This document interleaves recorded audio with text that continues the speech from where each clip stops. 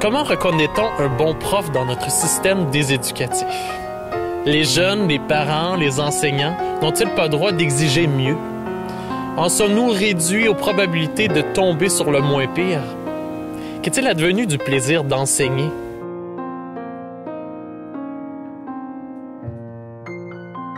Ce qu'on appelle un bon prof, on peut quand même répondre à cette question-là, c'est quelqu'un qui est présent, qui est capable d'être complètement présent au moment où il est en interaction avec les enfants, puis d'entrer en relation avec les enfants avec des contacts individuels. Donc, de voir des individus devant lui et non pas une masse d'étudiants.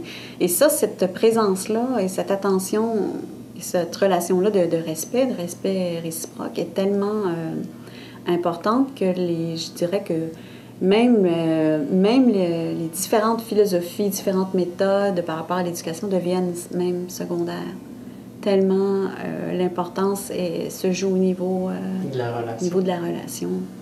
Alors que ce soit un prof Waldorf ou un prof d'une école publique. Un bon prof, c'est quelqu'un qui n'enseigne pas, mais qui travaille avec la passion, les intérêts du jeune. Pas obligé d'être un jeune, il peut y avoir des profs à n'importe quel niveau, mais qui nous ramène à nos propres capacités, qui utilisent leur propre créativité, passion, etc., pour animer le jeune, pour donner des idées de qu'est-ce qu'il pourrait faire avec ses passions, ses intérêts. Essayer de vivre en fonction de ses valeurs.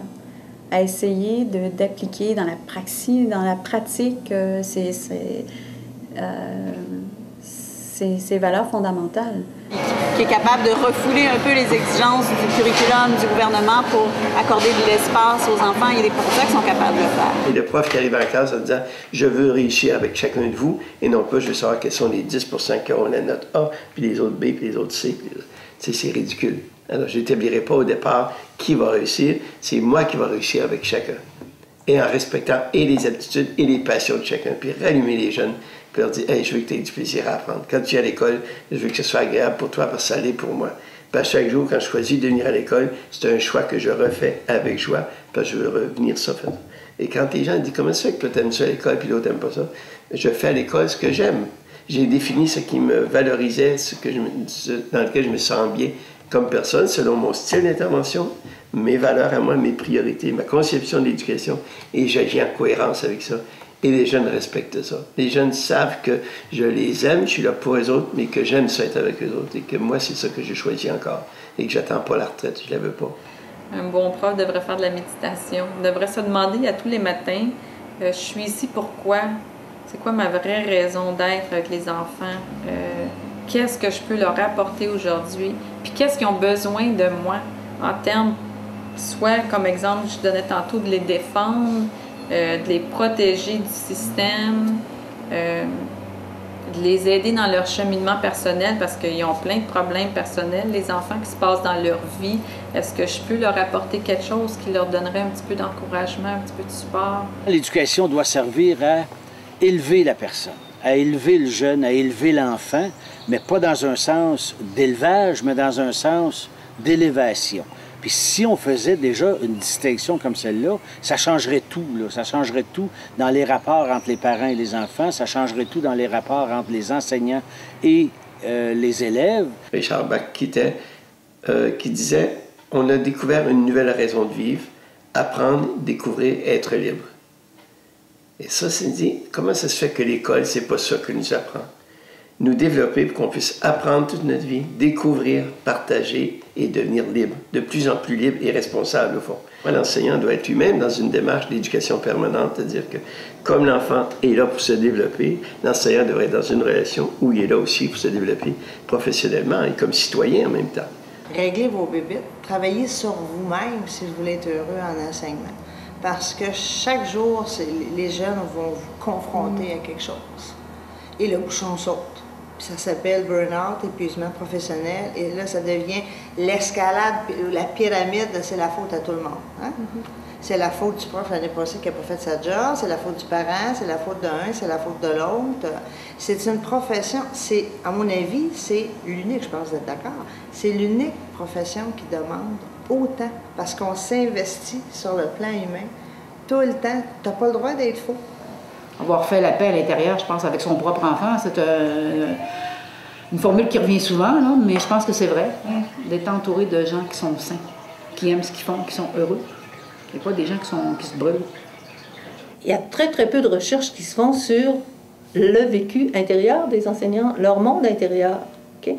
Il y en a une qui vient d'être faite en 2004, je pense, ici, Anne-Marie Lamarre, à Rimouski. Puis, dans ces résultats, les jeunes le disent, on aimerait ça, apprendre à se connaître, on aimerait ça, on trouve qu'on est insécure quand on arrive devant des groupes. On n'a pas de sécurité personnelle, on ne connaît pas vraiment nos valeurs. Si on connaissait plus nos valeurs, on serait plus sécure, on serait plus capable d'être en relation, on connaîtrait plus aussi le sens supérieur de ce qu'on est en train de faire de nos actions. Tu sais. Insérer les jeunes dans un monde de l'être ou dans un monde de l'avoir.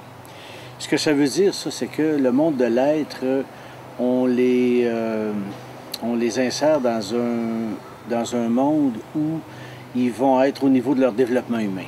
Alors que si on est dans l'avoir, qu'est-ce qui va se passer? C'est qu'on va avoir la réussite scolaire comme but, comme on a maintenant. Puis à ce moment-là, les jeunes, ce qu'ils comprennent, c'est qu'il faut qu'ils obtiennent des notes dans des cours qui vont être mises dans un bulletin. Et puis, éventuellement, c'est pour l'obtention d'un diplôme. Donc, ça devient là, un but d'accumulation. Il faut être curieux, il faut être créatif. Il faut être passionné, il faut voyager, il faut enseigner ce qu'on est. Si on n'a pas de culture, bien, on ne peut pas enseigner.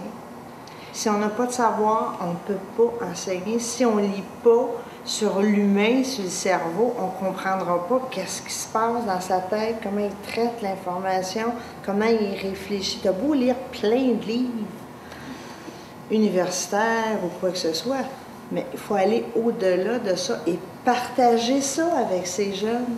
Enseigner l'histoire, ça peut s'enseigner dans un livre. Hein? Enseigner ton voyage que tu as fait avec ta famille, tes enfants, c'est un cours d'histoire aussi. Il est important que tous les enfants sachent ce qui existe et soient capables, pour être capables de changer les choses, de voir l'injustice derrière ça. Une maison en Westmount, tout le monde aimerait habiter là-dedans. Moi, j'aimerais habiter dans une maison en Westmount. C'est extraordinaire, une maison en Westmount. Mais quand une maison en Westmount est construite parce qu'il y a plein de monde qui ont travaillé pour rien à Saint-Henri, qui vivent dans des trous, mais là, c'est plus drôle, la maison en Westmount. Là, s'il y avait, au lieu de 23 pièces, mettons 12 pièces, ça serait déjà mieux parce que ça permettrait d'avoir une demi-pièce à plein de monde de plus dans Saint-Henri. Et c'est là qu'il faut qu'on apprenne aux enfants à voir quelles sont les différences. Si tu n'apprends jamais aux enfants de Saint-Henri qu'il existe des maisons comme à Westmount, il n'y aura même pas idée de changer la situation qui est autour de lui, de combattre l'injustice. Il n'y aura pas idée. Il va vivre dans son trou, puis il va être habitué de vivre dans son trou, puis on va l'avoir habitué à vivre dans son trou. Donc, il faut qu'on instruise les enfants sur ce qu'est le monde. Les enfants sont capables de comprendre ça, puis quand ils comprennent ça, ils ont le goût de changer des affaires. Ça, toutes les classes, 3e année, 4e année, 2e année. Tu sais, les enfants, à un moment donné, quand ils s'aperçoivent que, je sais pas moi, la banane que tu payes presque rien, qui est bien bonne, ben c'est parce qu'il y a du monde à l'autre bout qui gagne vraiment rien, puis qui sont, tu sais, sous les pesticides, puis les insecticides, puis tout ce que tu voudras, puis l'armée, là, par exemple, avec des balles canadiennes, puis des fusils canadiens. Ça, il n'y a pas de problème. Ça, les enfants, là, ils veulent changer le monde. Rien qu'à les écouter parler sur l'environnement, tu vas voir. C'est remarquable. Allez leur demander ce pourquoi ils sont là, puis qu'est-ce qu'ils font là, puis est-ce qu'ils veulent être là. Il y a bien des élèves qui ne veulent pas être là. Moi, je considère qu'un enseignant, c'est quelqu'un qui doit être à l'avant-garde pour changer la société dans laquelle on est.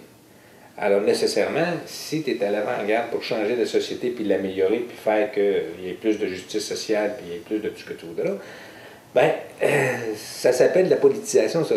Il n'y a pas d'autre moyen de changer ça que d'avoir une organisation politique à un moment donné qui va dire « on va changer ». Puis on va être une grosse gang qui va vouloir le changer, puis convaincre bien du monde que ça va changer. Tu sais, il y a 60 000 enseignants ou quelque chose, un peu plus que ça, en fait, 60 000 au primaire, au Québec, mais au primaire pour secondaire. Mais si tu mets tout ce monde-là au travail, mais en rien que 25 %, là, mettons que le Québec il va changer vite, puis pas rien qu'un peu. Mais on est loin de là. Il y a des jeunes qui vont te revenir 10 ans plus tard, puis qui vont te dire « Mathieu, il y a quelque chose que tu as dit en telle année, puis ça a changé ma vie, là. » Puis toi, tu ne te souviens pas du tout de ce que tu as dit. Sauf que c'est en rétrospective que tu vas dire « Oui, c'est le genre de choses que je disais. » Mais c'est là que... Puis moi, une des conclusions de ma vie, c'est de dire « Il ne faut jamais sous-estimer l'effet qu'on a sur les gens. » Donc, les enseignants, là, il faut que les enseignants développent une mentalité d'espoir puis d'espérance dans le développement des jeunes. Autrement, ils ne sont pas à leur place. Et je le dis à mes étudiants. Je leur dis, c'est pas de votre faute. Vous êtes des clients, vous devez payer, vous devez, etc. On vous donne de l'enseignement à rabais. Moi, on veut m'obliger à donner de l'enseignement à rabais, mais je ne donnerai pas d'enseignement à rabais. Je vous donnerai l'heure juste, vous aurez des textes difficiles, vous aurez des choses sur lesquelles il faut travailler, et si vous ne faites pas votre travail, moi je vous donne la note que vous méritez. Bon, on me déteste, on me fait savoir par la bande qu'on attend juste que je prenne ma retraite, etc., etc.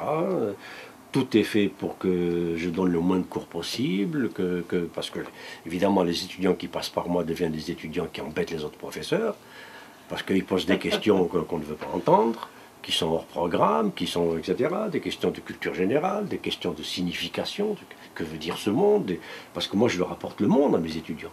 Moi je leur apporte ce qui se passe au Danemark, ce qui se passe en Suède, ce qui se passe au Brésil, ce qui se passe en Afrique, ce qui se passe...